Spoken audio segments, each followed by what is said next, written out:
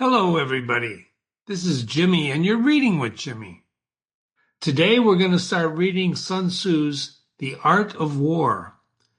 This is an essay. It's a little book translated by Lionel Giles, one of the best translations of Sun Tzu's Art of War. Let's begin, shall we? This is going to be chapters 1 and chapter 2 of Sun Tzu's The Art of War. Chapter 1. Laying Plans. Sun Tzu said, "The art of war is of vital importance to the state.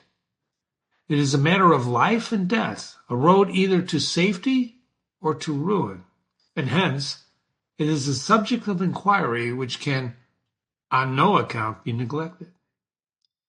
The art of war is governed by 5 constant factors to be taken into account in one's deliberations when seeking to determine the conditions obtaining in the field. These conditions are the moral law, heaven, earth, the commander, and method and discipline. The moral law causes the people to be in complete accord with their ruler, so that they will follow him regardless of their lives, undismayed by any danger. Heaven signifies night and day, cold and heat, times and seasons.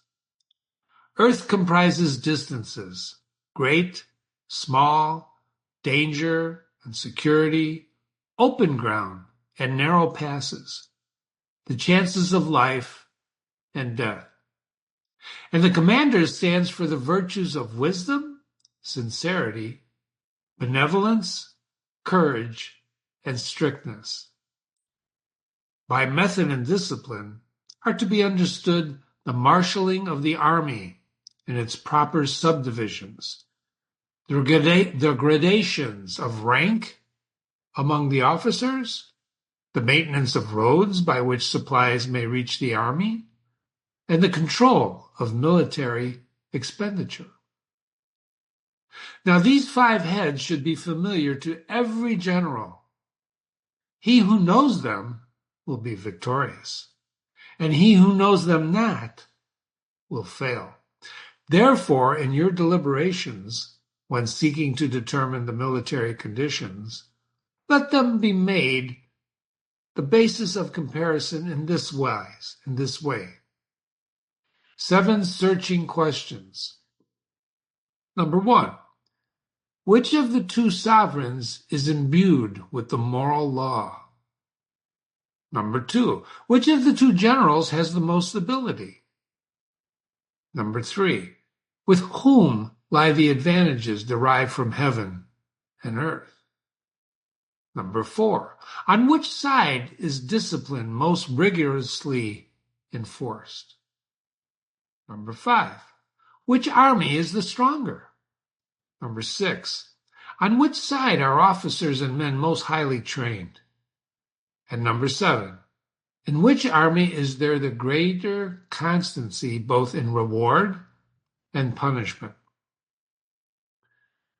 By means of these 7 considerations, I can forecast victory or defeat. The general who hearkens to my counsel and acts upon it will conquer. Let such a one be retained in command.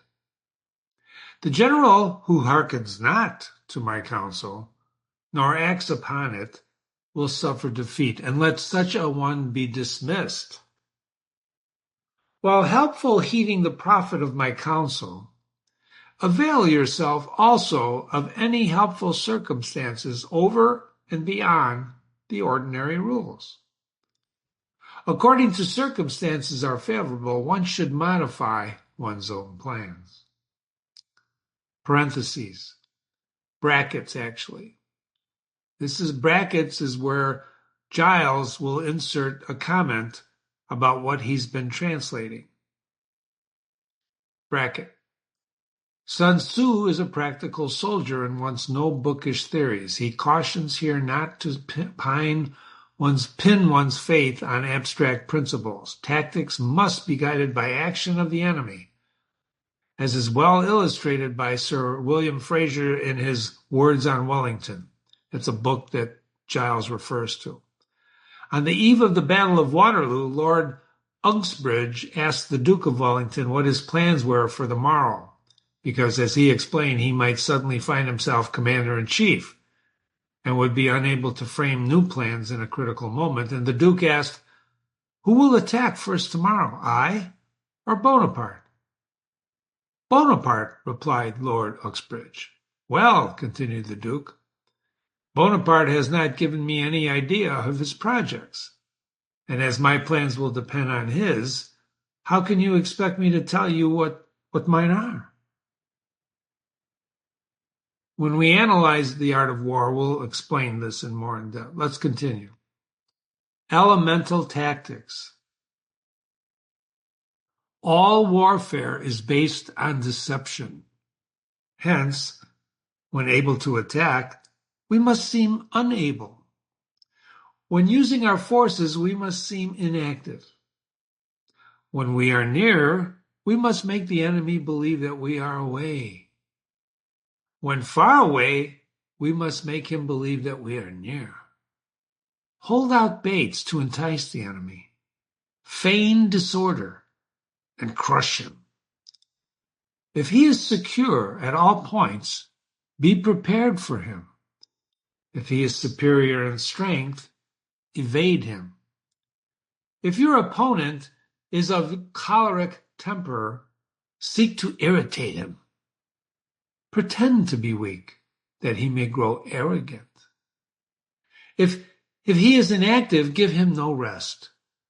If his forces are united, separate them. Attack him where he is unprepared, and appear where you are not expected. These military devices leading to victory must not be divulged beforehand. The general who wins a battle makes many calculations in his temple before the battle is fought, and the general who loses a battle makes but few calculations beforehand. Thus do many calculations lead to victory, and few calculations to defeat. How much more do no calculations at all pave the way to defeat? It is by attention to this point that I can see who is likely to win or lose. Chapter 2, Waging War. Sun Tzu said, "In the operations of war, where there are in the field 1,000 swift chariots, as many heavy chariots, and 100,000 mail-clad soldiers, with provisions enough to carry them 1,000 li, bracket 2.78 modern li make 1 mile, the expenditure at home and the front, including entertainment of guests, small items such as glue and paint, and sums spent on chariots and armor, will reach a total of 1,000 ounces of silver per day. Such is the cost of raising an army of 100,000 men." Brackets. It's interesting to note the similarity between early Chinese warfare and that of the Homeric Greeks. In each case, the war chariot was the nucleus around which was grouped foot soldiers. Each light Chinese chariot was accompanied by 75 infantry, and each heavy chariot by 25 infantry, so that the whole army would be divided into 1,000 battalions, each consisting of 2 chariots and 100 men, each battalion. When you engage in actual fighting, if victory is long in coming, the men's weapons will grow dull, and their ardor will be dampened. And if you lay siege to a town, you will exhaust your strength.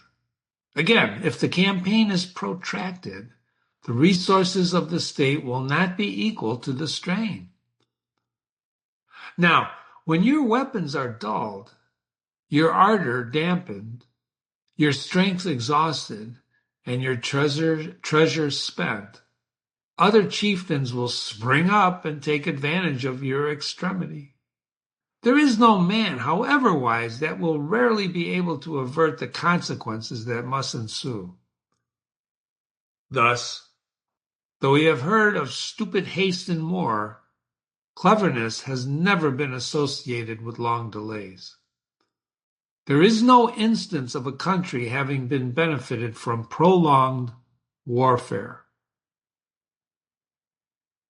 Blitzkrieg. It is only one who is thoroughly acquainted with the evils of war who can thoroughly understand the profitable way of carrying it on. The skillful soldier does not raise a second levy, neither are his supply wagons loaded more than twice. Bring war material with you from home, but forge on the enemy. Thus the army will have enough for its needs.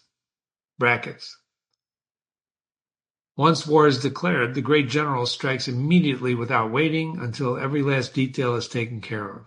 This may seem audacious advice, but all great strategists, from Julius Caesar to Hitler, realize that time is of vital importance.